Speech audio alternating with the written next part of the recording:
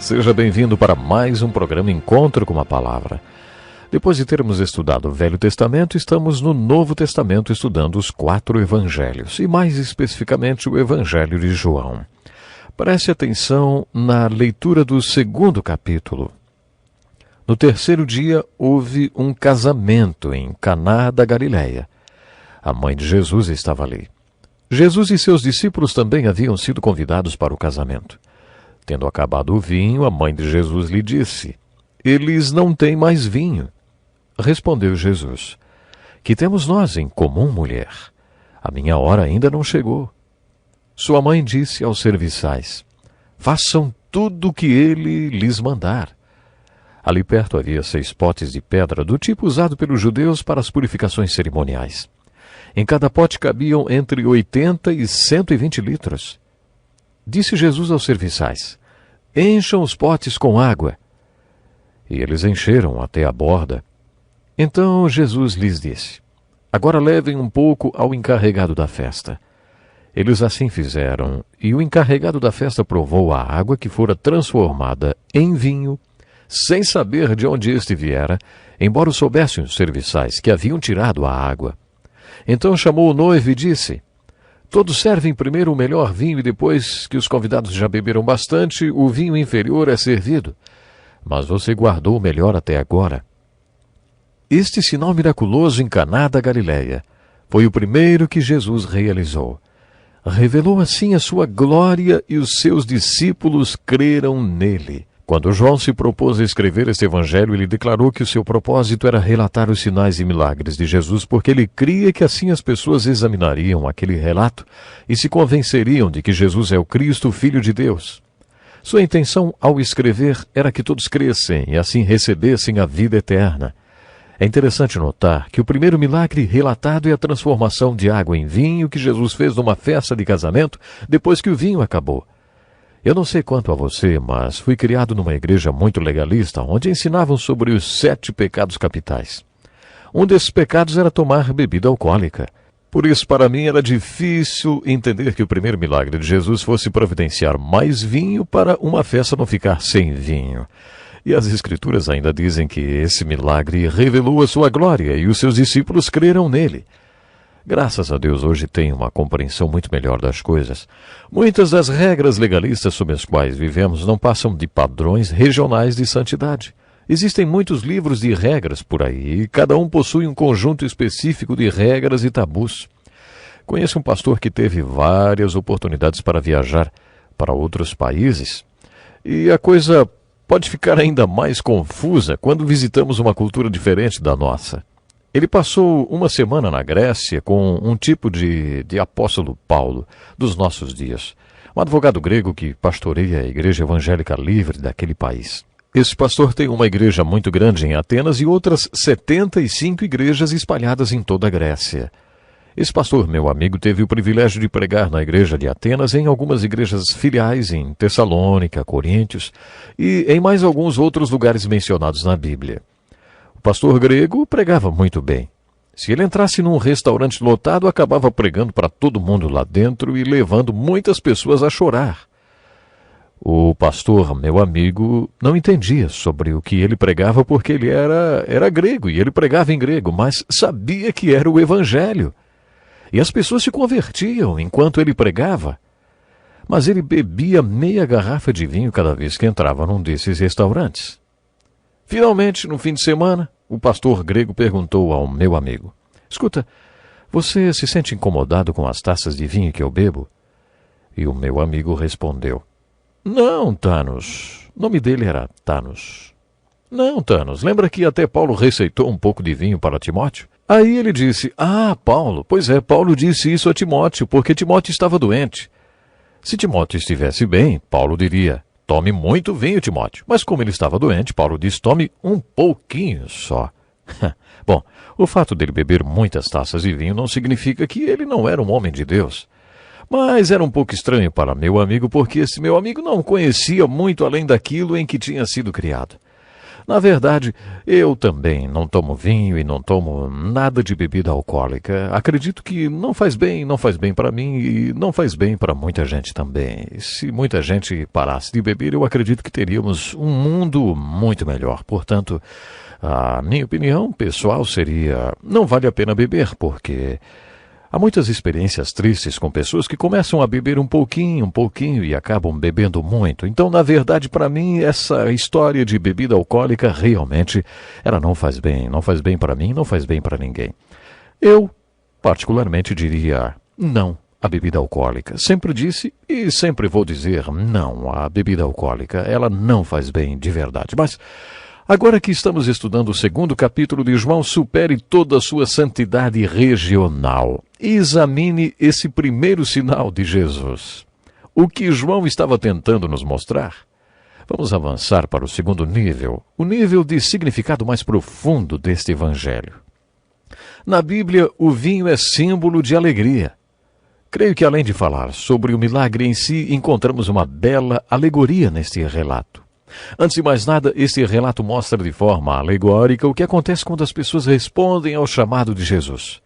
Elas nascem de novo, nascem do Espírito. É isso que representa a transformação da água em vinho, o novo nascimento. Quando Maria chegou para Jesus e disse: "Eles não têm mais vinho", foi como se ela tivesse dito: "Eles não têm mais alegria". Um pouco de conhecimento sobre a história do povo de Deus nesse período leva a concluir que eles realmente não tinham alegria nenhuma. Poderíamos também dizer que o primeiro passo para nascer de novo é confessar que ainda não nasceu de novo. Ouça o relato bíblico de alguém que nasceu de novo. Se alguém está em Cristo, nova criatura é.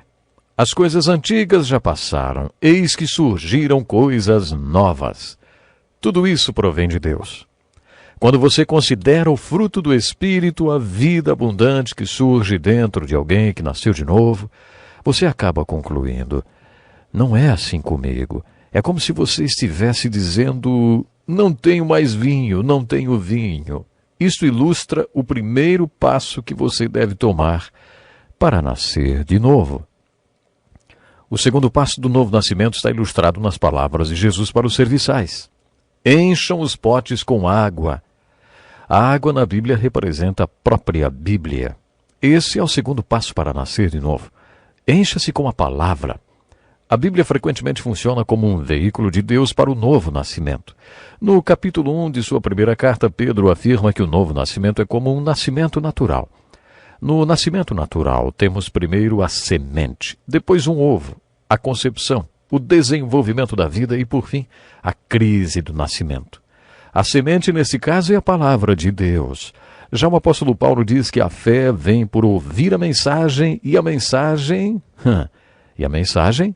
é ouvida mediante a palavra de Cristo. E é para isso que existe o encontro com a palavra, para que muitas pessoas ouçam e creiam. Tenho visto que quando as pessoas ouvem a palavra de Deus, uma semente é plantada. Essa semente, ela germina e leva a pessoa ao novo nascimento. Por isso, encha sua vida, sua mente e seu coração com a palavra de Deus. Esse é o segundo passo. O terceiro passo para esse nascimento alegórico acontece enquanto você enche o seu vaso com água, com a palavra de Deus. Façam tudo o que Ele lhes mandar. O que dá vida à palavra dentro de nós não é o simples fato de ouvi-la, mas sim obedecê-la. Quando você pratica a palavra de Deus, ela produz fruto na sua vida. Foi o que aprendemos com a parábola do semeador. Por isso, quando você estiver se enchendo com a palavra de Deus e ouvir sua voz dizendo, faça, então você deve obedecer. O quarto passo nesse nascimento alegórico acontece quando a água é transformada em vinho e o vinho é servido. Mas alguma vez você já se perguntou quando foi que a água transformou-se em vinho? Acho que foi quando os serviçais tiveram fé para servir a água. E depois eles foram ver que ela já estava transformada em vinho. Mas eles tiveram fé para servir a água, porque eles sabiam que o que eles tinham colocado dentro dos potes era água.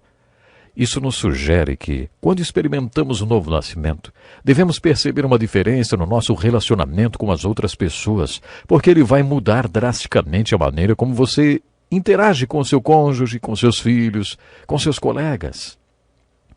Depois que você nasceu de novo, pode haver momentos em que ache que terá que renascer outra vez, e mais uma vez.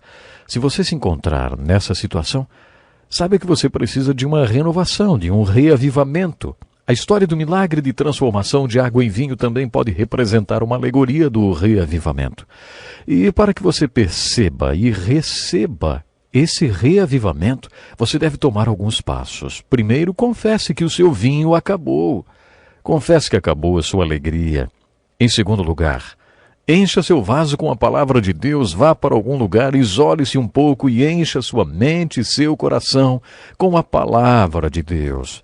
É bem provável que você ouça a voz de Deus dizendo, faça isso ou não faça aquilo. E a terceira coisa a fazer é obedecer à voz de Deus, e aí você experimentará um reavivamento em sua vida. Em quarto lugar, você deve pedir a Deus que use esse reavivamento como uma bênção para todos aqueles que participam da sua vida. Depois de tomar essas 4 atitudes, você verá que sua vida em Cristo terá sido renovada e que Deus fez de algo bem comum e simples, algo extraordinário. Ele sempre faz isso, transforma a água em vinho. O resultado imediato deste milagre de Jesus em Caná da Galileia foi que os discípulos pela primeira vez creram nele. Ainda no capítulo 2 encontramos mais uma ilustração de fé. Enquanto Jesus estava em Jerusalém na festa da Páscoa, muitos viram os sinais miraculosos que ele estava realizando e creram no seu nome. Observe a continuação do texto. Temos uma lição de fé aqui. Mas Jesus não se confiava a eles, pois conhecia todos. Não precisava que ninguém lhe desse testemunho a respeito do homem, pois ele bem sabia o que havia no homem. Existe fé e fé. Aquelas pessoas creram porque viram os milagres.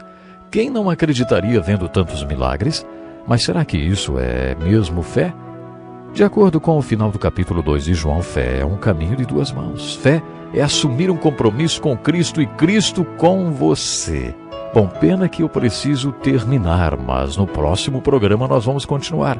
Então esteja comigo para o próximo encontro com a palavra. Este é um estudo escrito pelo Dr. Dick Woodward, na voz do pastor Edson Bruno.